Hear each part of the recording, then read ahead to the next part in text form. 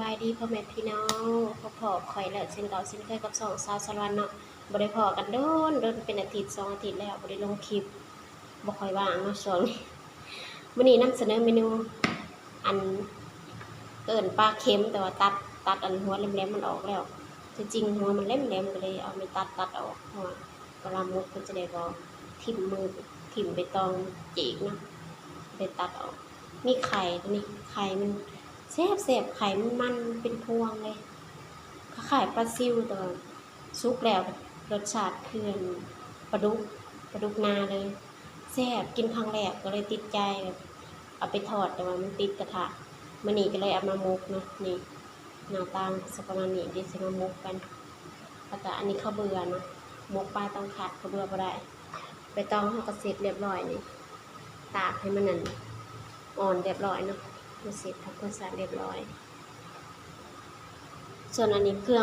งที่เราสิใส่เนาะสิมีผักขะแยงแล้วก็ผักชีลาวต้นหอมแล้วก็ไผ่ตู่เนาะแล้วก็หอมแดงอันนี้ตะไคร้ใบมะกรูดแล้วก็พริกสิเป็นลูกโดดแล้วก็ตำใส่พร้อมนี่แหละเครื่องมันเวลาเอาไปมุกก็สิได้หอมเดี๋ยวเราล้างก่อนล้างกันเอาไปตำส่วนนั้นนี่ก็ซอยใส่ปลาเนาะก่อนอื่นเราสิล้างผักไว้ก่อนเนาะผักขะแยงนี่สิใส่บ่หลายที่จริงก็คือ2 หมัดแหละใส่ในหนึ่งแล้วก็ใส่หลายมันคิวแล้วแต่ผู้มักเนาะผู้ได้มักก็ใส่ละหลายได้สิได้หอมแล้วก็สิเน้นผักชีกับไผ่ตู่เอาไผ่ตู่หอมสิล้างจ้ะเตรียมไว้ไปใส่ลูกปลาของเรา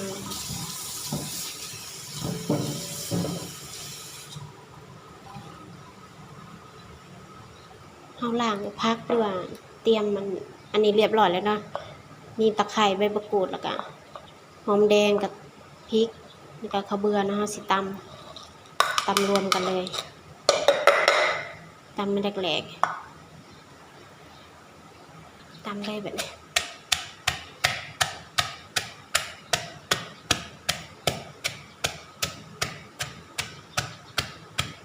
ส่วนโต๊ะมักพริกอ่อนห่อไว้เป็นลูกโดดเนาะห่อไว้ตอนทำมุกแล้วค่อยใส่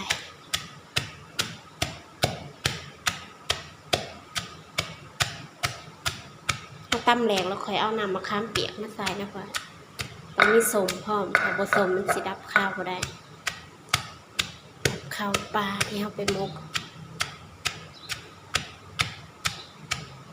ตำมันแหลกก่อน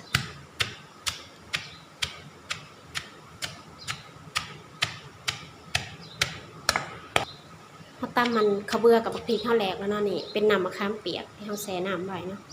ใส่ทั้งตอนทั้งน้ำไปเลยจะได้ส้มๆแบบถั่วถึงจะมีความเปรี้ยวความนัวแล้วก็สิปรุงในนี้เลยเนาะปรุงแล้วเราก็ซิมได้ถ้าเราใส่ปลาแล้วผู้ใดกินดิบได้ก็อาจสิซิมได้นะแต่ข่อยบ่กินดิบก็เลยสิปรุงในนี้เอาเดี๋ยวเอาเครื่องปรุงมาก่อนเครื่องปรุงเข้ากันง่ายๆเนาะอันนี้แป้งนัวนะใส่ลงไปช้อนหนึ่งกับครึ่งช้อนกาแฟนะตามด้วยรสดีใส่รสดีไปจักน้อยเนาะก็ได้ใส่หลายขาดไปได้เกลือก็ใส่น้อยหนึ่งเนาะประมาณนี้เดี๋ยวใส่น้ำปลาแดกก่อนทีใส่น้ำปลาแดกน้ำแบบนี้ใส่เป็น1 ทัพพีเลยน้ำปลาแดกแล้วเราก็สิคนน้ำมันเข้ากันแล้วก็ซิมเบิ้งเนาะถ้าว่ารสชาติที่เฮามักยังบ่ได้เฮาก็เติมเครื่องปรุงได้เนาะถ้าว่าซิมเบิ้งแล้วรสชาติตามใจเฮามักแล้วเฮาก็บ่ต้องปรุงเพิ่มอีกนี่เฮาก็กะปริมาณเอาสิเค็มสินัวก็อยู่บ่งนี้แหละผู้ใดอยากได้นัวๆก็ใส่เป็นนัวหลายๆนะ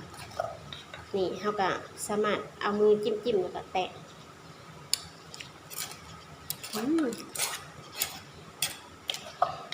ได้แล้วเด้ ประมาณนี้เนาะสิแบบ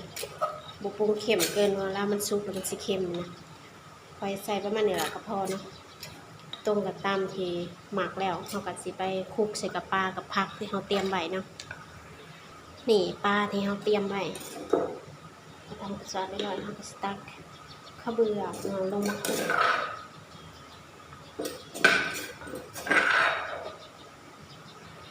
ย่างสิมาใส่ผักที่เราเตรียมเนาะมีผักชีลาวแล้วก็อันนี้ผักขะแยงผักอีตูแล้วก็ต้นหอมใส่ลงไปเยอะๆเลยเห็นมันหลายๆสิเวลามันหยุบก็เหลือนิดเดียวเนาะสิเน้นใส่แบบสมุนไพรแบบหลายๆปลาสิเด็ดแซ่บนัวๆเราก็สิคลุกมันเข้ากันแล้วค่อยเอาไปหมกก็คือเรียบร้อยแล้วน้ำปลาของเรานี่คือ ขออภัยน้ำลายเนาะสมัครนำผิดที่ซิมเมื่อกี้อันนี้คือ โอ้ยไม่ได้รู้เรื่องมันนี่คือสูตรมกปลาของข่อยเนาะอาจสิประมาณนี้มาได้ทีแบบเบื่อแกงเบื่อออมมาเอามามกได้แซ่บใส่ข้าวเบื่อสินัวนี่เดี๋ยวคนมันเข้ากันแล้วก็เอาไปมกได้เลยนะนี่ปลาของเฮาละเฮาคลุกมันเข้ากันแล้วนะเฮาสิมาห่อบัดนี้สิมาห่อใส่ใบตองแล้วเอาไปมกเนาะมาวันนี้มามกเมื่อกี้ย่างไปอันซอยเขาทำการมกกันบัดนี้ตักอันสีนปลาของเฮาเนาะกับผักรวมกันใส่มกละ3 ตอนเนาะมีหัวมีหางกับบางอันกับมีหัวต่อหัวแล้วก็หางใส่ไปเลยพอไปต้องเขาหน่อยถ้าเขาใส่ร้ายมันก็บอกพอดีเนาะแล้วก็บักพริกดุออกมาใส่หน่อยหนึ่งนี่ทำการห่อแบบนี้ห่อก็ง่ายๆจับขึ้นแล้วก็กดเลยประมาณนี้จับฝั่งนี้นี่แล้วก็ไปเอาลิ้นมันก่อนลืมนี่เอาลิ้นมันนันเทเศษใบตองเนาะมาใส่สิเพื่อให้มันแน่นเวลาเราคัดเอาอันไม้จิ้มแขวมาคัดนี่ไม้จิ้มแขวก็เอาใหม่ๆเด้ออย่าไปเอาใหม่ตัวใส่แล้วนี่เป็นใหม่ๆนะนี่คัดมันก็แน่นดีนี่เราหาไปมุกกับโบเฮียเนาะมามุกที่2ใส่ลงไปไปเตาะหมอกระดังใส่ปลาตัวนี้หัวแล้วก็หางหัว2หาง1นี่เอาผักหน่อยใส่ผักเยอะๆตามด้วยลูกโดดเสร็จลงไปพับขึ้นนี่เห็นสิ่งงามดิแบบห่อมกน้อยๆน่ารักตะมุติมินี่เกาลิ้นมันลิ้นไปต่อนะจ๊ะปึ๊บกัดไว้นี่เรียบร้อยได้แล้วใส่มุกที่2มุกที่3แบบนี้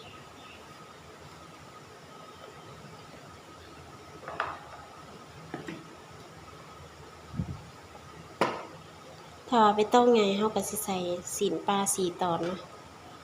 ถ้าไปต้องหน่อยเขาก็สิใส่3ใส่4ไปเลยตอนนี้ทำด้วยลูกโดด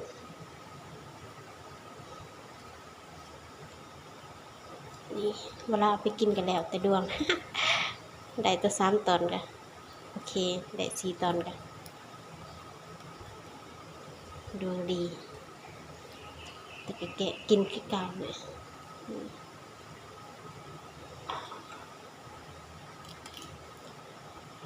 เฮ็ดไปเรื่อยจนกันซื้อแล้วเนาะนี่ประมาณนี้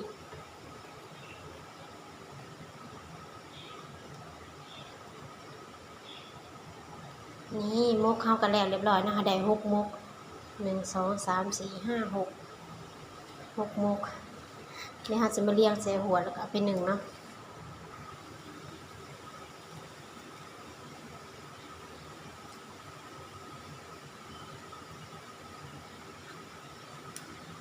1ประมาณนั้นครึ่งชั่วโมงหรือว่า40นาทีปลาก่อนสิสุกนี่มื้อหนึ่งเราจะเป็นมื้อไฟฟ้าเอาค่ะนี่เอาเศษใบตองมาปิดเพื่อไปให้แบบมันควันออกมันจะได้หอมๆเอาผ้าหมอมาปิดนึงนี่เรียบร้อยรออีกประมาณครึ่งชั่วโมงหรือ40นาทีแล้วค่อยมาเบิ่งตอนมันสุกเนาะนี่หมกปลาผ่านไปแล้วครึ่งชั่วโมงหิวข้าวอยากกินข้าวบ่ทาฮอดอัน40นาทีดอกสิกินก่อนหิวแห้งเพราะว่าตอนเพลนบ่ได้กินข้าวได้กินตำบักหุ่งอย่างเดียวโอ้ยฮ้อนเดี๋ยวสิแกะให้เบิ่งทางในมันสิเป็นแนวใดหอมตอนนี้หอมแฮงสุกบ่สุกก็ยาแหละหิวแฮงหิวข้าวข้อยหิวข้าวเดี๋ยวบ่รอเลยจ้าถึงแล้วล่ะประมาณนั้น27นาทีนี่แหละน่าสิสุกเลยเนาะเดาเอาเดี๋ยวมากิน2มื้อก่อนหิวแฮงร้อนเพราะว่าป้ามันสุกไว้อยู่แล้วแต่เครื่องของมันนะ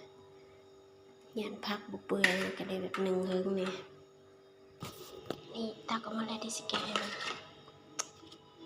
จับข้าวเหนียวร้อนๆพี่น้องเอ้ยแซ่บแท้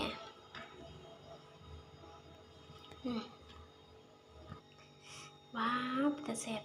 หอมผักขะแยงผักอันนี้นี่น่ากินสุดๆไปเลยหอมนี่แต่แซ่บมาเด้อมากินน้ำกันมาสินี่เดี๋ยวสิซิมเบิ่งนะปั่นข้าวเหนียวกันปั่นข้าวเหนียวฮ้อนไอ้ดีนะ1ชุกใหม่ๆเนาะชุกแล้วเพราะว่าปลาเนี่ยมันชุกไวกินกับนี่แซ่บแน่นอนนี่น่าแลนเลยนะว่าเห็ดกับเขาฮอนเห็ดถ้าแป้งกับประยูดอกฮอนแซ่บ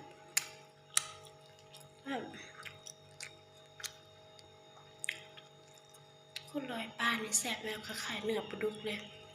แต่ว่าโตมันคล้ายๆปลาซิวเนาะแต่ว่าโตอันเนื้อข้างในมันคล้ายๆเนื้อปลาดุกแล้วก็ผสมปลาซิวนะแซ่บ